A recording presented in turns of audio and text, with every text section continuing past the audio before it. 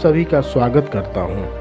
साथियों, मेरा उद्देश्य अपने विचारों को थोपना नहीं, बल्कि बच्चों में छिपी प्रतिभा को उजागर करना तथा विज्ञान और वैज्ञानिक शोध एवं आविष्कार के प्रति रुचि जागृत कराना है।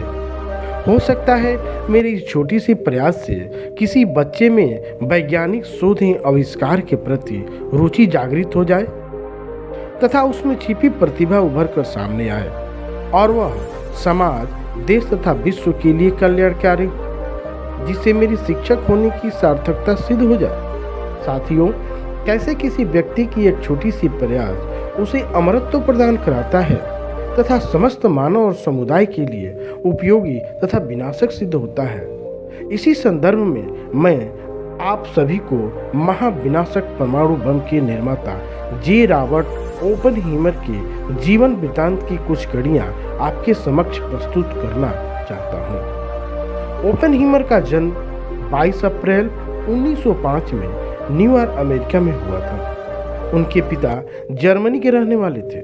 माता और पिता दोनों यहूदी परिवार से संबंध रखते थे। उनका परिवार समृद्ध, सभ्य और दयावान था। बालक ओपनहीमर पढ़ाई लिखाई में बहुत ही मेधावी थे। ओपनहीमर की प्रारंभिक शिक्षा बहुत ही अच्छे स्कूल में हुई, जहां उनमें आत्मनिर्भरता की भावना विकसित हुई। बाल्यावस्था में ही उन्होंने फ्रेंच, स्पेनिश, इटालियन और ग्रीक भाषाएं सीख ली।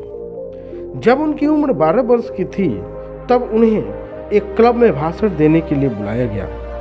उनका भाषण मैनहट्टन में पाए जाने वाले चट्टानों से संबंधित था। यह भाषण बहुत ही प्रभावशाली रहा और क्लब की पत्रिका में छापा गया। 17 वर्ष की उम्र में उनके माता पिता अमेरिका चले गए। 19 वर्ष की आयु में ओपनहीमर शिक्षा ग्रहण करने के लिए हार्वर्ड विश्वविद्यालय चले गए, जो अमेरिका के कैम्ब्रिज में स्थापित है। उन्होंने स्नातक की परीक्षा में जितने अंक प्राप्त किए, उतने हार्वर्ड विश्वविद्यालय में पहले किसी के नहीं आए थे। हार्वर्ड से वे इंग्लैंड की प्रसिद्ध कैम्ब्रिज प्रयोगशाला में काम करने के लिए इंग्लैंड चले गए। वहां उन्होंने इंग्लैंड के अग्रणी भौतिकविदों के साथ काम किए और विचार विमर्श किया। सन 1929 में वे कैलिफोर्निया विश्वविद्यालय में आ गए, जहां सन 1931 में उन्हें एसोसिएट प्रोफेसर बना दिया गया। यहाँ वे नाभिकीय विज्ञान में अनेक प्रयोग करते रहे। सन 1941 में ओपनहीमर अमेरिका के परमाणु बम बनाने की योजना में लग गया। 1942 में वे परमाणु बम विकसित करने वाले प्रोजेक्ट के कोऑर्डिनेटर बनाए गए। सन 1943 में ओपनहीमर की देखरेख में परमाणु बम निर्माण के लिए वैज्ञानिकों की एक टीम बनाई गई, जिसमें ओपनहीमर के साथ ओटो हान, कॉम्पटन, फर्मी, सर्जिलार्ड तथा आइंस्टीन आदि प्रमुख थे। अध्ययन के दौरान उनके एक भौतिक विज्ञान के प्रोफेसर का कहना था कि यह लड़का या तो भौतिक विज्ञान को या फिर सारे विश्व को हिला कर रख देगा। सच, उन्होंने तो दोनों को ही हिला कर रख दिया।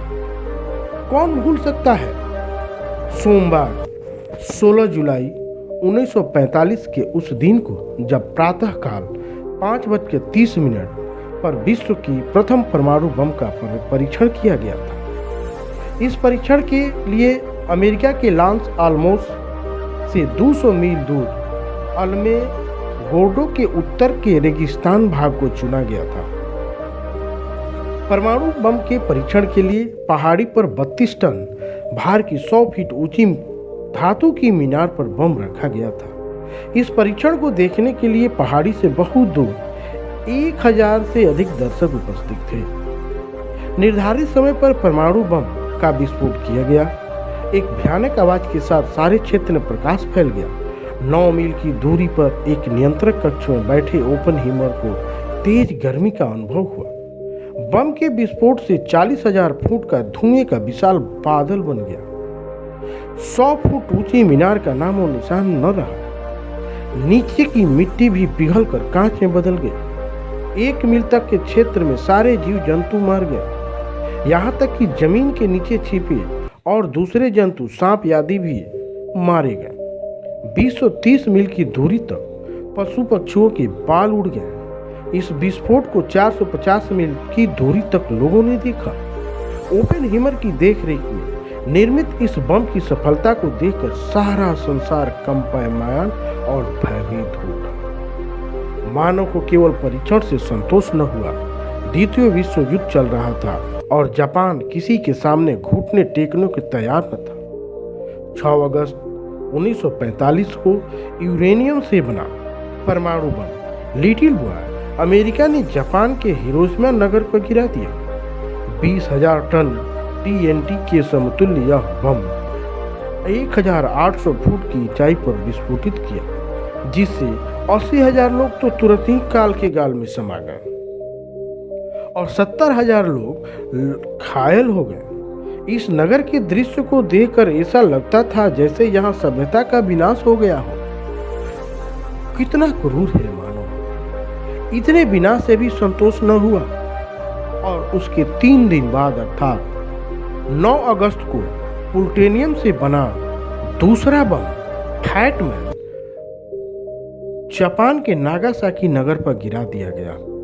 इससे 40,000 लोग तत्काल मृत्यु हो गई, 25,000 लोग विकृत हो गए और घायल हो गए। इस विभत्स दृश्य को देखकर 10 अगस्त 1945 को जापान ने बिना किसी शर्त के घुटने टेक दिए। उस दृश्य को देखकर ओपेनहीमर का मानस मन रो पड़ा और उन्होंने अपना त्याग पत्र दे दिया। उन्होंने कहा था, मैं हथियार बनाने वाला नहीं हूं। जबकि द्वितीय विश्व युद्ध के बाद उन्होंने लॉस एलमोस से इस्तीफा तो दे दिया, फिर भी सन 1947 में उन्हें परमाणु ऊर्जा विभाग का चेयरमैन बना दिया गया। 1950 ईस्वी में युद्ध के लिए किए गए कार्यों के लिए उन्हें विशेष सम्मान दिया गया। सन 1963 में उन्हें परमाणु ऊर्जा विभाग का एनरिको फर्मी पुरस्कार प्रदान किया गया। यह अमेरिका का उच्चतम पुरस्कार माना जाता है।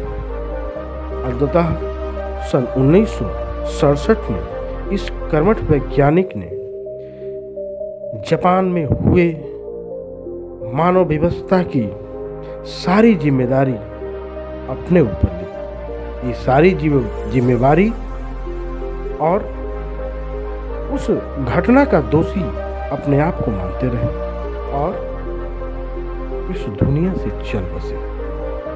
साथियों, चीन की सीमा विस्तारवादी की लालसा ने एशियाई देशों में परमाणु बम बनाने का तथा इसे अपने अस्त्रागार में एकत्र करने की होड़ सी मची हुई है। आखिर क्यों न हो, देश की सुरक्षा जो करनी है।